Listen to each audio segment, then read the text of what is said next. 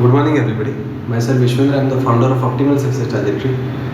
Today I will discuss about pressure difference in a rotating tube.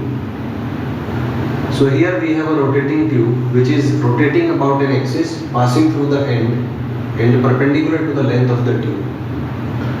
So liquid will be forced to come out because of the centrifugal force. So in static conditions, the forces on an elemental part of the fluid will be towards the center because it's moving in a circle, so centripetal force is required. So the concept for this derivation is that the pressure difference will apply a force on the element towards the center, and that force will give it the centripetal force required for rotation. So suppose dP is the pressure difference, then we have force as dP into A, and it will provide the centripetal force, so that will be equal to dmx omega square, as mr omega square is the centripetal force. Here mass is dm, radius is x, and omega is omega obviously. Now dm can be written as density into volume, and volume can be written as area into length. So using this expression we can write dm is equal to rho a dx into x omega square.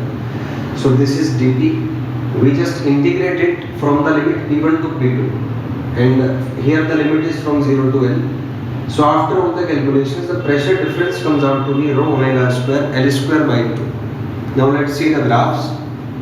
So the first thing is the graph between delta p and rho will be a straight line. Here we have assumed that omega and L are constant.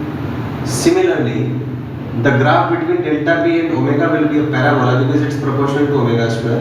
Here we have assumed that rho and L are constant. Similarly, graph between delta rho and L will also be parabola.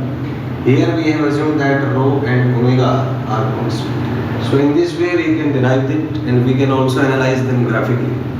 So make sure that whatever you study, focus on the quality of that information. Study in a way so that you are able to retrieve it as and when needed. The problem with students is they study anything, but when it is the time to retrieve that, they fail to retrieve that information from their mind, because of which they are not able to solve the problems, because of which they are not able to get selected. So if you want to get selected and be successful in today's dynamic world, make sure that you learn the information in a way so that you are able to retrieve it as and when needed. Thank you and have a nice day.